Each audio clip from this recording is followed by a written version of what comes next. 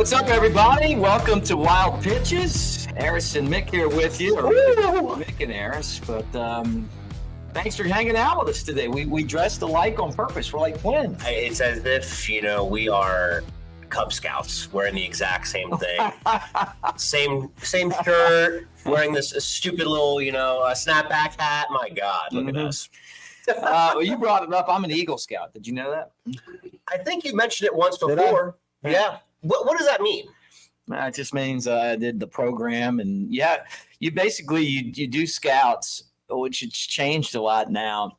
Yeah, a lot. It's not the great organization that it once was. But when I was doing it, you did all these different merit badges and stuff, and then when you got to the end and you would go up these ranks, you had to do like a big service project, and so a lot of people got stuck on the service project.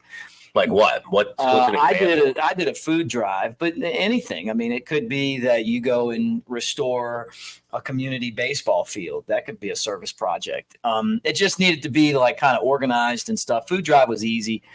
And I didn't have a lot of help putting it together. So I just wanted to do something that already kind of was laid out. And it was great, man. Seeing everybody come out and help and collect cans and stuff was pretty cool. We did it at the grocery store. How many merit badges did you have? Yeah, I have a whole sleeve, like a whole sheath of them. Like a sheath? Yeah, like this thing that hangs down. And I was looking at it. I'll tell you,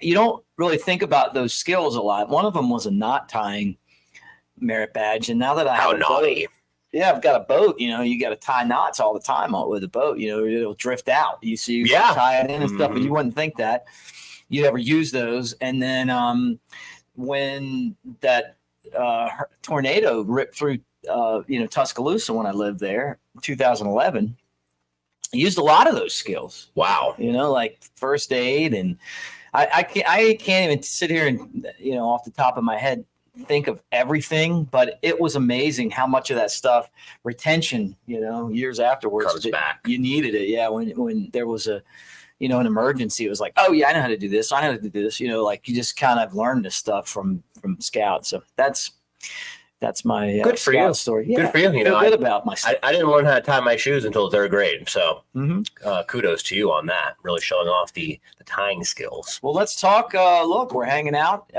Wild Pitches. Smokies are in their stretch run. It is just about inevitable that these guys are going to make the playoffs. So we've got this homestand against the Biloxi Shuckers, then on the road to Mississippi, then back home for a series against the Trash Pandas. So if the Trash Pandas can get to within 6, they'd play the Smokies head to head. Yeah. And then they, that would give them a fighter's chance. But right now it's an 8.5 difference. So I feel pretty comfortable with what the Smokies are doing, even with some losses lately. They lost 18-0 in a game, and then they came back the next day and won 4-0, which is so weird. But as you know, man, baseball is the quirkiest of the sports, and there you have it. You lose a game 18-0, but that's all right. Next day you come back and you win the game, and now you're square. So right, and I guess one of the great former Smokies, Jared Kinger, he's a good friend of mine. I was telling him, I had to broadcast a game. It was 18-0, and just how what do you talk about, and it was just kind of like it just got to baseball. The point. Yeah, it got to the point where you're like, is this? I mean, are we serious here? And he was like, when you're playing, he's like, once you get past 7, he goes, it doesn't matter if they score 30. You're kind of like, you're just going to get the game over. You don't want anybody to get hurt, Yeah. And if I'm managing in those type of games, I'm probably going to rest guys that might need rest and put guys in that maybe don't get a whole lot of at bats, just because this time of year, particularly with the Smokies being in the playoff race, you got to get those bench guys some action too, just in case you need them. For sure.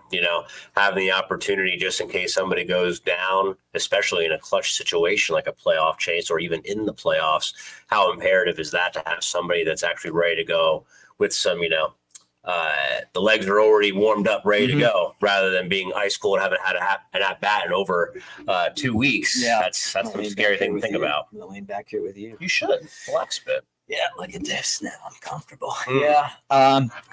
Cubs sent their first round pick here. Matt Shaw was at Maryland this year. And you're a Maryland guy. I'm a Maryland guy. Like, so this is exciting. A Terp.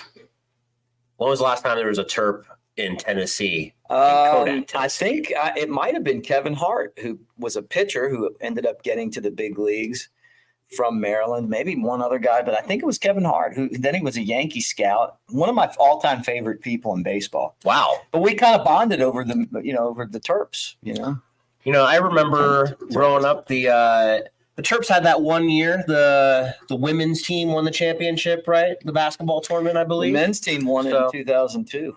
Well, there you have it. Okay. Well, yeah. I got a Juan Dixon autograph. Juan Dixon was the star of the team. There you Lonnie go. Baxter, Steve Blake. Oh, Steve Blake. Yeah. Crossover. That guy can run the floor. Right. Lonnie Baxter and Chris Wilcox were the meat. Taj Holden came off the bench. Wow. I didn't know Chris Wilcox on that team too. Okay. Drew Nichols. I mean, it was a good team. And yeah, it was Gary Williams. Like Maryland, it was so close, and they finally won. And I'm hoping that the Smokies, it's their year. I mean, it felt a lot like Maryland basketball with the Smokies. Like having won since '78, last year was a game away and didn't win. Been to the championship a bunch of times and lost. But this year's team has the best record in the league or close to it. The second half, even though they've been clubbed in some games, they still have the best record. Tell us about Matt Shaw. Just as you said, he joined the team, making his debut as of this podcast today. Yeah.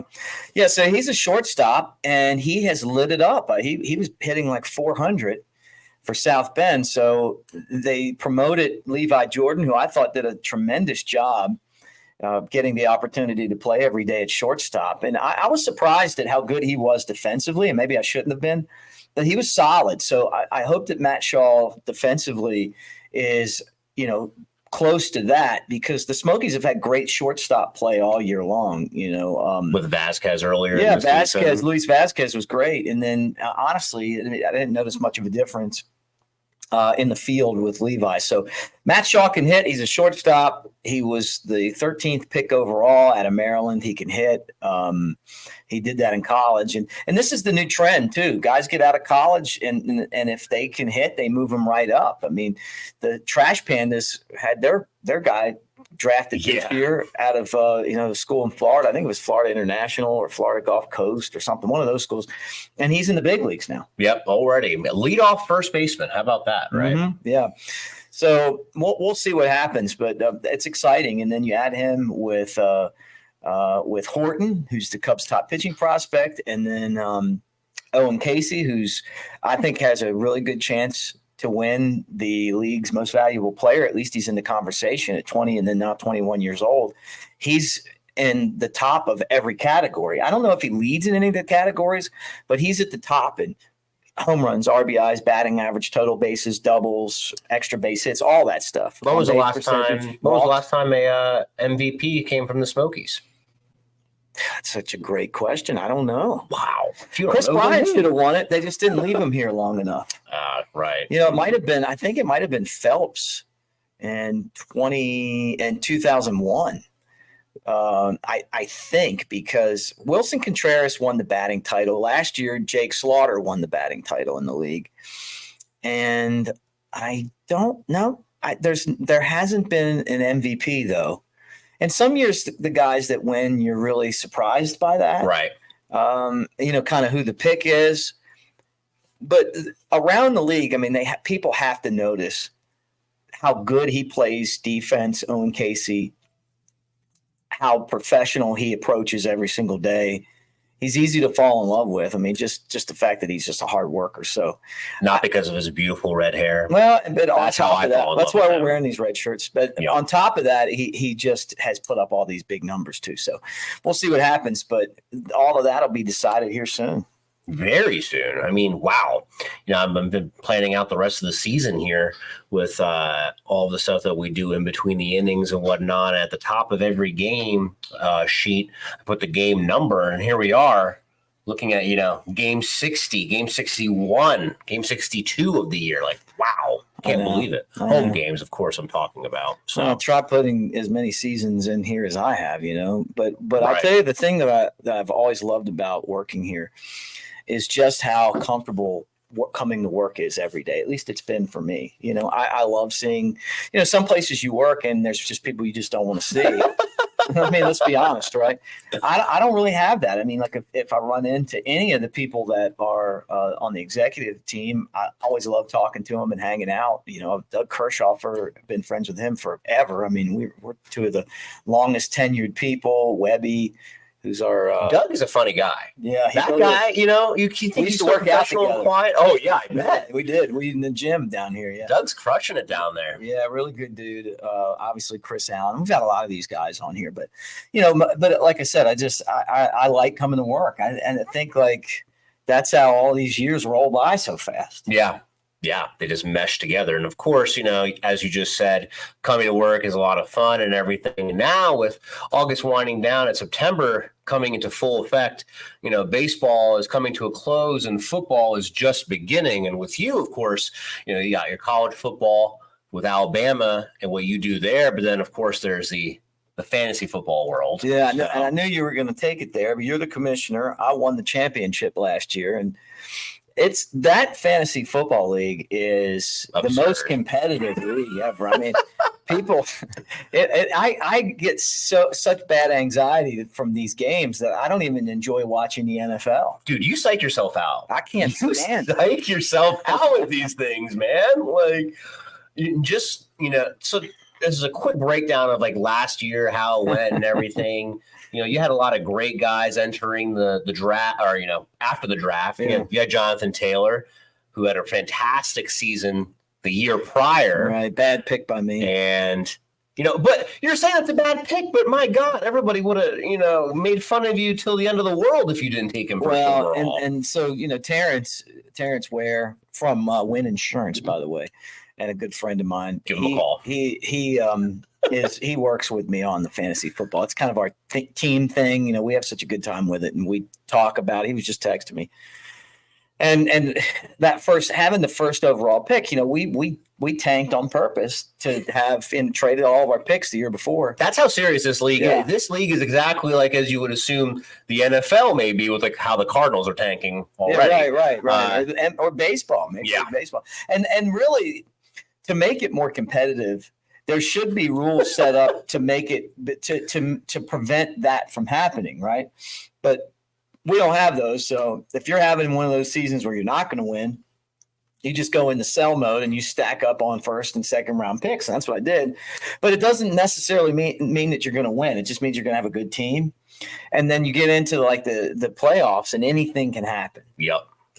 Injuries, and then one team you might have a great player on that team, but the team has trouble with the offense, or the schedule's tough, or your guy gets hurt. It really is when you talk about it, and not an exact science. That's a crapshoot, really. You need to get into the playoffs, and then we'll just see what happens. You can have all the studs in the world.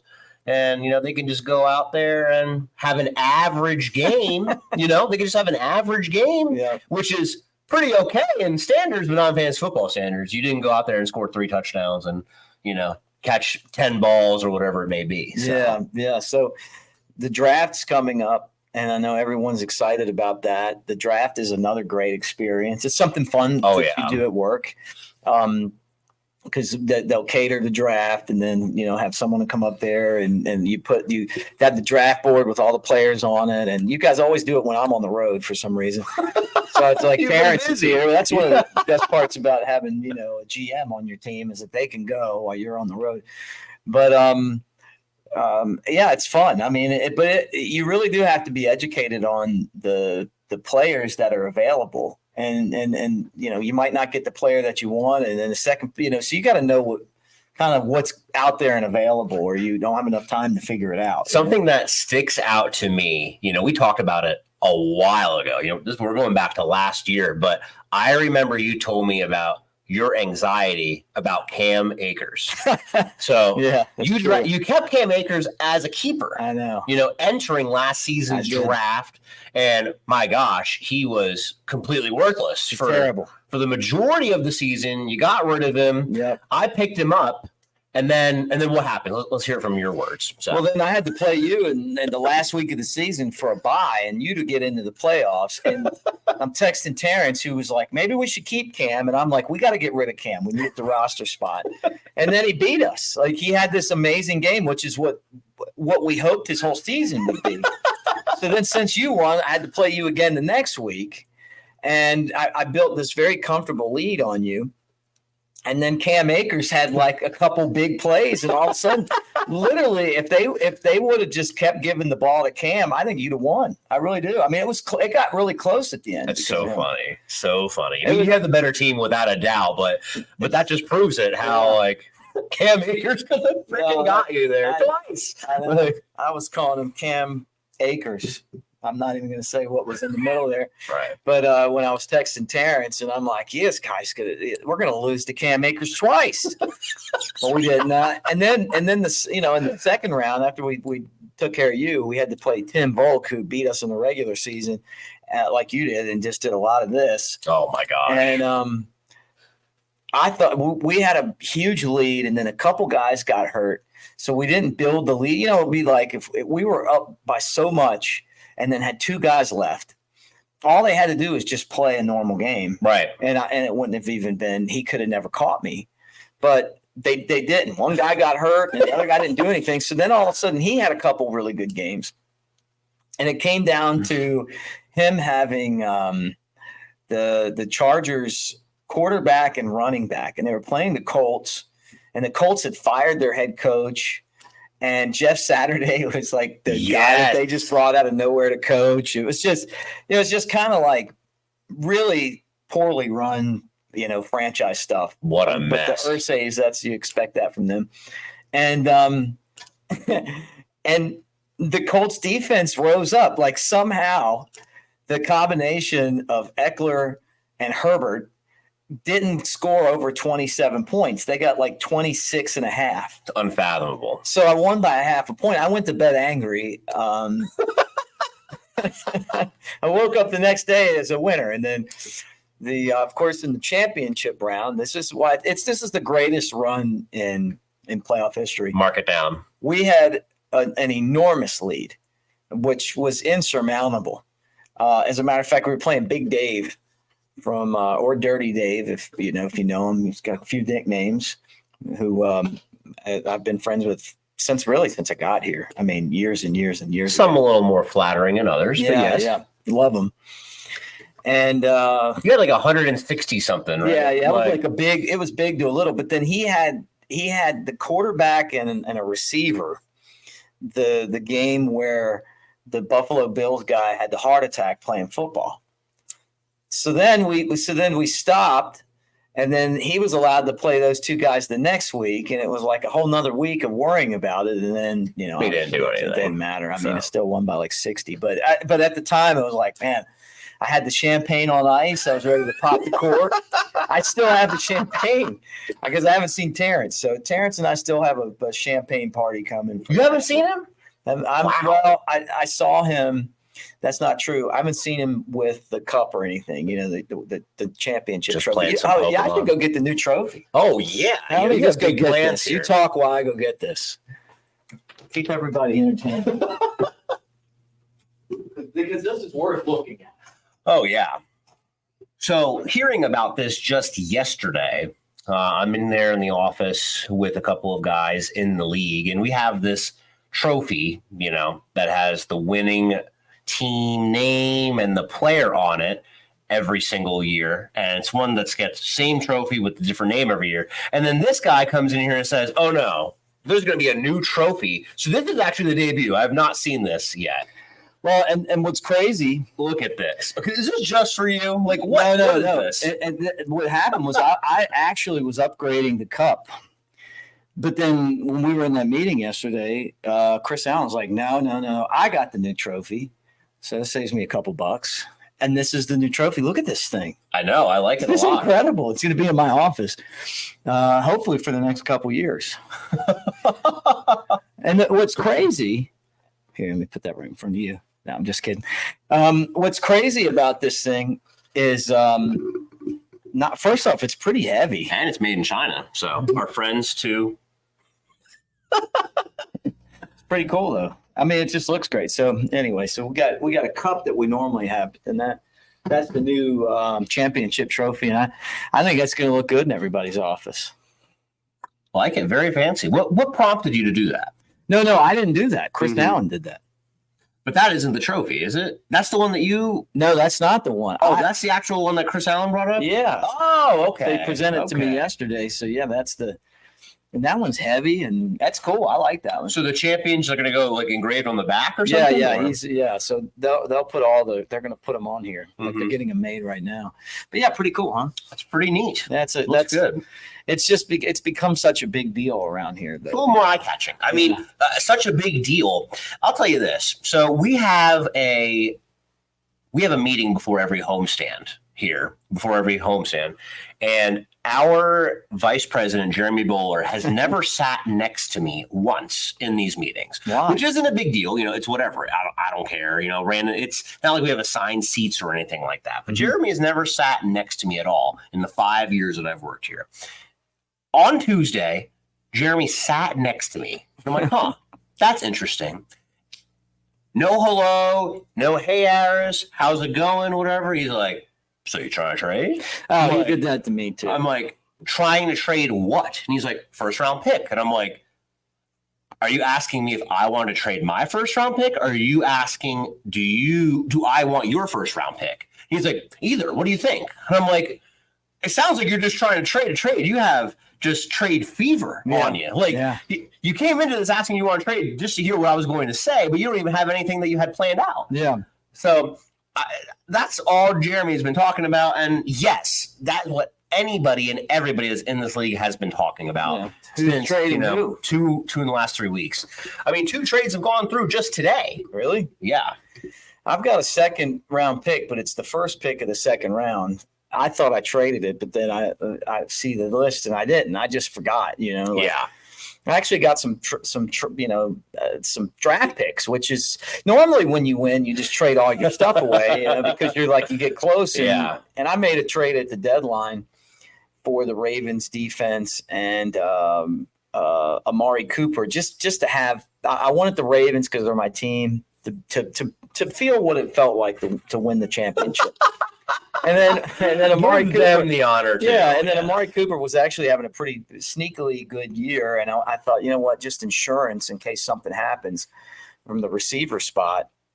I had such a good team that I would even get anxiety over who to play because both times I played Big Dave, including the championship game, his best players he left on the bench for some reason. Yeah. One guy, I remember Mike Evans had like 50 points, but he was on the bench. Yep. So I calculated both times what it would have been like had he put all of his good players in, and I still would have won. You still would have won. Yeah. But it would have been really, really, really close. Yeah, definitely you would have been fudging your Huggies in the championship. Yeah, I would have not enjoyed it. So, but maybe this year, being the fact that we won it, it'll be something that won't be so tough to watch, but it makes Sunday, it really does make Sunday kind of nerve wracking, if you have a good team. Maybe if you stink, you're not really worried about it. But who's your biggest rival in the league? I wouldn't say I have a biggest rival, to be honest. I was the first ever league member to make the playoffs in my inaugural year. Really? Way back when. And, as a 6 seed, nothing too sexy or whatever. And then 2 years ago, I ended up as the second overall, entering the playoffs, lost. I think ever since I've been here, the top seed has not won the championship. No. They've lost every year. I was the 2 seed last year. And then playoffs I wasn't. You were 3 seed. You were the 3 seed. You didn't get the. But I was like the 2 or the 1 pretty much the entire year, and then last week when you beat me, you made me have to play the first round. But hey, everything happens for a reason. So Brian Cox, who used to work here, is really the best fantasy football player that we ever had. The guy won a championship. He tied the next year, and the tiebreaker should have been bench points, right? That's always every league I've ever been in, it's bench points. But that year, they did like I guess like what their record was against each other or something weird. Yeah. Thomas Capel, who is the that was my biggest rival. That's your rival. Yeah, not a big Thomas Capel fan. I wish he still worked here though, because nothing's better than beating Thomas Capel at anything. But anyway, Thomas was the commissioner, and it's very strange the way that was all commissioned. And then Brian Cox came back the next year, and Thomas kind of laid out the easiest path to the championship, even though the team that I had lost one game and Brian lost 4. But give him credit, he won the championship and I got eliminated. So that made this one that much sweeter. Everything, was paved out for the year 2022 for you. Yeah. This was just made for you. Yeah, so. It was fun. But the run maybe wouldn't have felt as good, had it been like the second championship, I've won championships before, not in this league, but it's just so funny how it's like, I've dominated, only lost 2 games the whole year, lost 1 game the whole year. But the championship that I loved the most was the one year where I waited so long and I ended up with Carson Palmer as my quarterback. Wow. I literally drafted him in the last round. That is going back. This was the year when, I believe it was the year when Peyton Manning had that unbelievable year with the Broncos. Yeah. He threw 750 touchdowns. But I had Carson Palmer, and that was the team I ended up winning this championship with, where I started the season 0-6. Wow. Won 7 games in a row to make it into the playoffs, and then won the whole thing afterwards. But that's the one I covet the most, because it's like, well, yeah, I dominated. It was great. That's all good and fun. But wow, to be able to crawl out of the cellar, make your way all the way back and do it, it was fantastic. Yeah, those are fun runs. All right, so let's talk promotions here at the ballpark, because that's your department. And even though we're at the back end of the schedule, there's still some fun stuff going on, right? Oh, yeah, dude. This upcoming Saturday, we are having wrestling night at the ballpark. And I love wrestling. Dude, everybody loves wrestling. Then can you believe that, talking about wrestling, that Bray Wyatt died last week? No, I did not know that. That's just unbelievable to me. In his 30s. And one of the best, heel, which bad guy wrestlers in this era of wrestling. I mean, the gimmicks were just incredible and scary and unique and stuff. And he came from a wrestling family, and just, it just goes to show how fast life can be, and over and out. And that's a career I've grown up watching. As you said, wrestling. I've been a wrestling fan since elementary school, probably 3rd grade. Yeah. And Hulk Hogan and Macho Man Randy Savage, of course, and Hillbilly Jim, and the Iron Sheik Nikolai Volkov, and Andre the Giant. I mean, I loved it. Yeah. Then when I got older, it was WCW, and it was Ric Flair and then Hogan and Scott Hall and Kevin Nash and Scott Steiner, the NWO were in there, and then Goldberg, and and then during the off season a lot I'll watch it too. Really? In a month when baseball's over, I'll watch AEW wrestling, probably more than WWE. I just like the writing better, but I'm into it. Chris Jericho is really good. He's fun to watch and talk. And so I thought I saw you guys put that up there, I thought, this is great. That's a nice little throw into the end of the year. Mm-hmm. People love baseball in East Tennessee, but they also really love their wrestling. So we're partnering up with Pile Driver Wrestling. It's a local group here in the region. We have wrestlers from Tennessee, Virginia, North Carolina coming for this event. So will they wrestle and stuff? Yes, indeed. So we're going to have 4 matches take place at the conclusion of our game. And it's going to be a jam-packed day of fun, because gates open up at 5:30 on the 2nd, and we have a T-shirt giveaway. First 1,000 fans through the gates. We're going to have the fun in between inning contest, everything, wrestling themed. And then we're going to have a wrestling themed fireworks show. And then we're going to have the matches taking place right down on the concourse at the first base entranceway. We got the 20 by 20 foot ring set up. Nice. It's gonna be fantastic. So it's gonna be a long night, but it's gonna be so much fun. So sleep in that day and then come in later. So you guys should do this, like maybe in the future, is get Kevin Nash to come here. He played basketball at the University of Tennessee. Mm-hmm. He says I heard on his podcast, he said he got kicked off the team for slapping the coach, but then he became one of the Hall of Fame wrestler. I mean, he was in NWO, he was in the Wolfpack. I loved him. It'd be good. And I think he does stuff like that. Maybe in the future, like having someone out. We'll see, I guess if this could be a barometer on, how much interest there is sure in wrestling, but this is the most, since I've been here, this is the biggest wrestling promotion that we've done. And I know we had Jeff Jarrett's wrestling promotion, Global something wrestling, come out here. I'll tell you a story about that. Yeah, because that was before I was here. Yeah, so Jeff Jarrett is I love him. I mean, I remember him being in WWE and the Attitude Era, and he always made me laugh with his guitar. He'd hit people with it, and he had he would call people slap nuts and stuff. I mean, he was pretty one of those type of guys. So he was great. He's from East Tennessee or from West Tennessee. I think he's from like Memphis area or something. But so he comes here and he's got his promotion, and they're going to do a wrestling match. I think it was like the day after the Smokies played. I don't necessarily think it was after a game, but I think it was like their own house show. And Mm-hmm. But this guy had like been through, he's been like a major wrestling guy his entire career. And I mean, like someone that I really couldn't wait to talk to. So he comes in and we start talking, and he just like takes over the interview.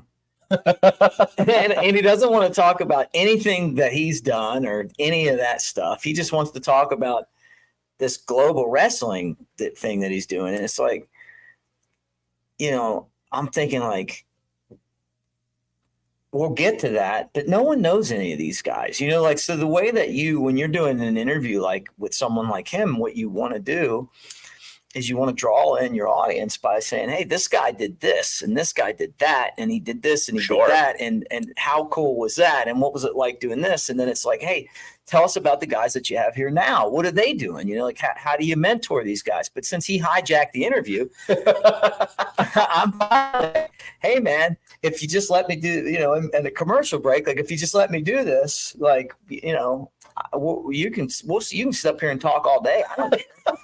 But he just just would cut me off and just talk about the global wrestling. It was these dudes that nobody knows who they are. Yeah, I mean, it was honestly, it was one of the worst interviews I've ever done, and I've interviewed a lot of people in my career, Wow. But it didn't change my opinion of him. I mean, I still really liked him and stuff, but I just thought like maybe it's just the pressure because he owned it, like where you're just you really want to like, instead of talk about him, who's I think he's a Hall of Famer too, in the WWE Hall of Fame, and he should be. Yeah. Maybe he was just like, hey, I really got to pitch Aris and Mick instead of Jeff Jarrett, So, but I still laugh about that. That sounds like it was a funny time. Hey, you want to know?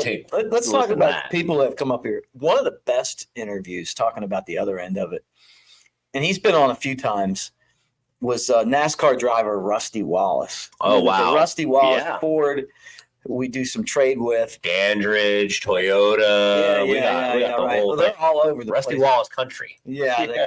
And they use his name. But he is a great guy. And he's excellent on radio. And he's a big baseball fan. He grew up a Cardinals fan.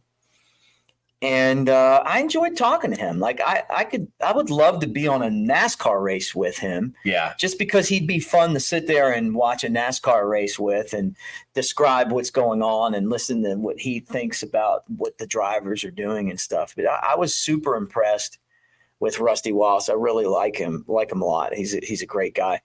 And so he was definitely one of the best. Deontay Wilder, we had him on twice, the former heavyweight champion. And I asked him he had a fight where he knocked this guy out in like, I don't know, I want to say like 20 seconds or something. Yeah. And I was like, how did you not, did you, and people were saying that they thought it was rigged, like there's no way that you could knock a guy out that fast. But he did like some kind of move and then hit this guy on the side of his head and out. Went night-night. Yeah. And this was hit on his way up to becoming champ. I don't think he was champ yet, but he was like right on the verge. And he looked at me and he was staring me down. He's like, I know pressure points. I could kill you with one pressure point.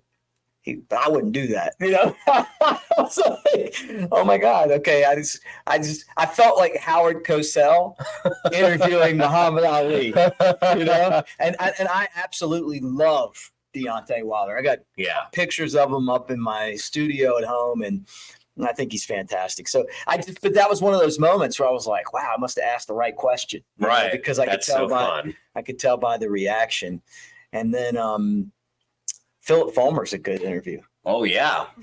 Former coach Legend. at Tennessee. Yeah, he's a legend. And his name incites, fans love him or hate him, Tennessee fans. I don't know. They all have a very strong opinion of him, but I love it when he comes up and hangs out with us. He used to catch. He knows a lot about baseball. His daughter was a softball player at Tennessee. I actually did a broadcast with her once. Cool. And he's really a good dude, really funny and smart. And having lived through him coaching at Tennessee, Tennessee was really good up front on both sides of the line. And I think that if college football was set up now like it was back when he was there, I think Tennessee probably would have made it to another national championship game, maybe two. They just had some bad luck against Florida. Yeah. But they were always really, really good with him as head coach. So there you have it. Yeah. So I know you wanted to know that. Well, it is good to know. So Jeff Jarrett, the worst, and Rusty Wallace, the best. I'll remember that for my Mick trivia later. Yeah, so put that out there. So with just a handful of games left in this series, and then one more series after this. The good news is that we're assuming the Smokies are going to make the playoffs, and we already know when the playoff game's going to be. That's going to be September 19th. Is that correct? Yeah. So that's that Tuesday. A wonderful Tuesday game, and then we would hit the road in Chattanooga for the Thursday and potential Friday. Mm-hmm. And then, of course, it's the peak time for playoff baseball, just when you make it out of the first round, making it to the championship, and you get to host a Sunday afternoon game in a championship. Huh? Yeah. Woo, Nelly. Yeah, they did that last year. That was the game that the Smokies won down in Pensacola. And then got here, and you could just feel the pressure of being a game away. Yeah. I mean, really there was just a lot of pressure on the team. And how did the players feel after that, winning the first game in Pensacola? And that was really a nail biter. They got up early, but the game was very well in reach the whole game for the other team, but just seems like they couldn't get over that hump. Mm-hmm. Was the team like more excited or stressing out about it? I think they were excited. I mean, mm-hmm. I think they thought they were going to win. The problem is that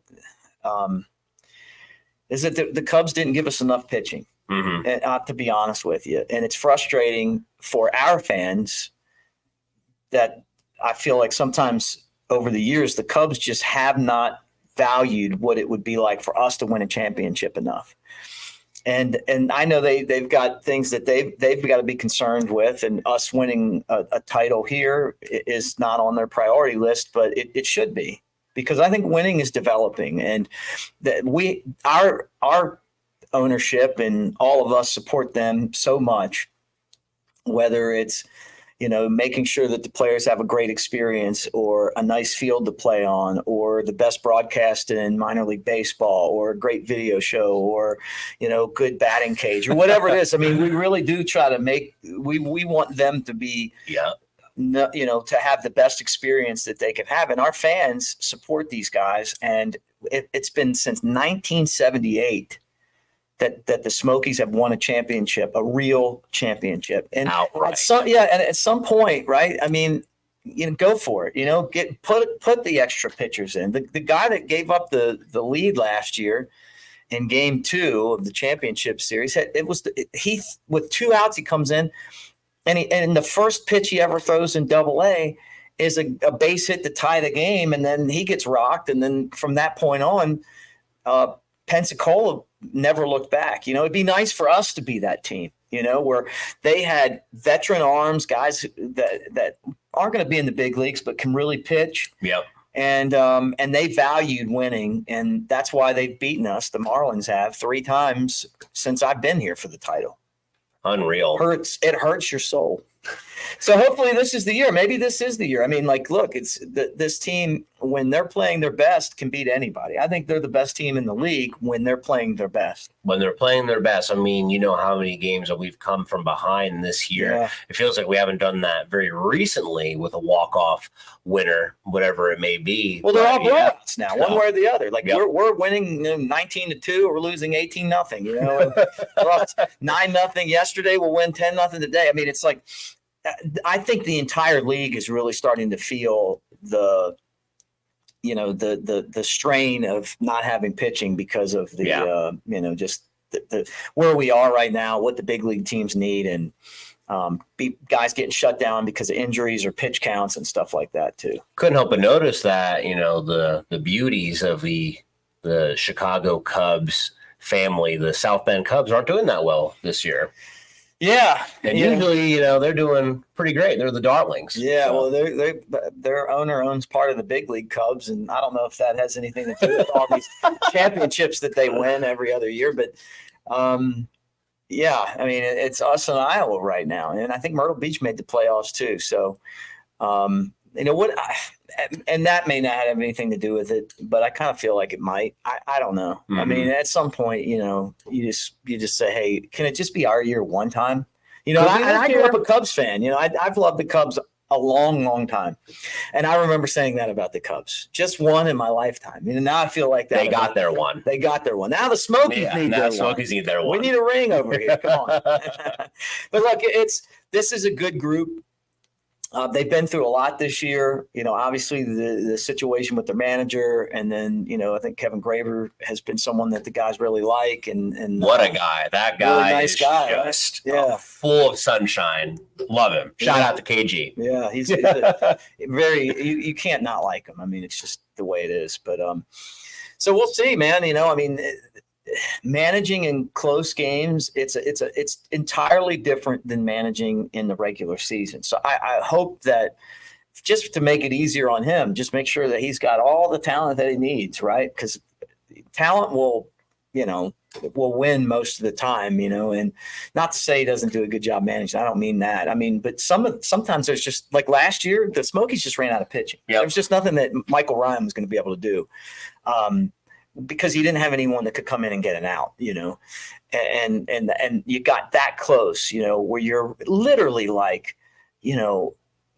innings away from a championship, and you just don't have any more pitching, Disappointing. Yeah, the Smokies have had some guys in that bullpen this year that have been really good. Blake Whitney being one. So 4-0 on the season. Yeah, we'll see, man. We'll see. But I hope this is the year, and somebody like maybe a Jordan Wogu, who's struggled at the beginning of the year, and now he's kind of changed his stance and he's starting to find it. Maybe a guy like that leads the way. Would be a great story. I mean, maybe they're smart. Well, maybe if they're so worried about pitch counts, they since the Smokies have such a sizable lead, maybe rest some guys and save some of those bullets and innings for the postseason. Maybe stack it up, but. You go from a marathon where you're, like what we're in right now, like, hey, if you last series, the Smokies got blown out 3 games, they blew them out 2, and then they won an extra inning game. So even though the run differential would not probably look great, adding in an 18-0 loss, they got the job done, right? 3-3. I mean, that's really all. It doesn't even matter anymore, right? Just split the series and move on.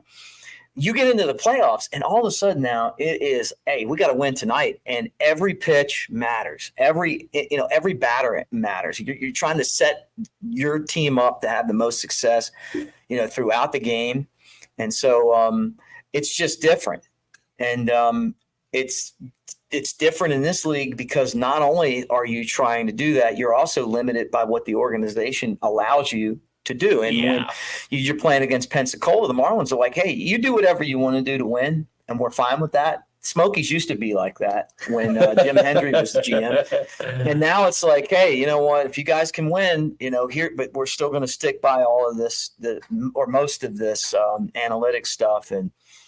But it's not impossible. I mean, look, South Bend did it, you know? Yep. So, I mean, but it's just, you just got to catch breaks, and your pitching's got to be good, and you got to score when you get opportunities, and you can't make errors. And we've lost championships any way you could think of, it just any way that you can think of. So you need a championship, man. I would love one. Yeah. For everybody else, not just for me, but I would love it too. Overdue. I would love to have if it ever did happen, I just have to nail the last out. I'm sure you thought about it a couple of times here or there. Please, if we get there, give me the ability to say the right thing at the right time. Because I remember talking to Pat Hughes, Cubs radio guy, now a Hall of Famer, about that. Getting the last out of the Cubs World Series right. Yeah. He did a great job, and I told him that. He did it, it was like perfect. His perfect. And everybody loved it. Ben Ingram, one of my best friends, he's on the Braves broadcast. And he got the last out of the Braves World Series, right? We actually went to the World Series together. And then he was calling a World Series, 2 years ago. And nailed it, So you just don't want to mess that up.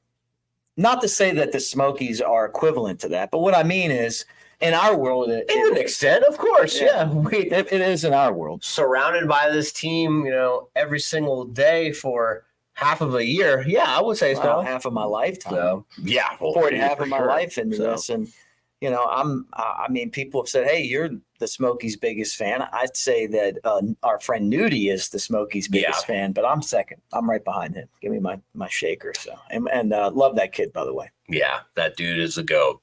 Always down there with the high fives and the hand pounds for the fellas down there when they're about to go bat. So, and we did a TV show 2017, and it was on Fox.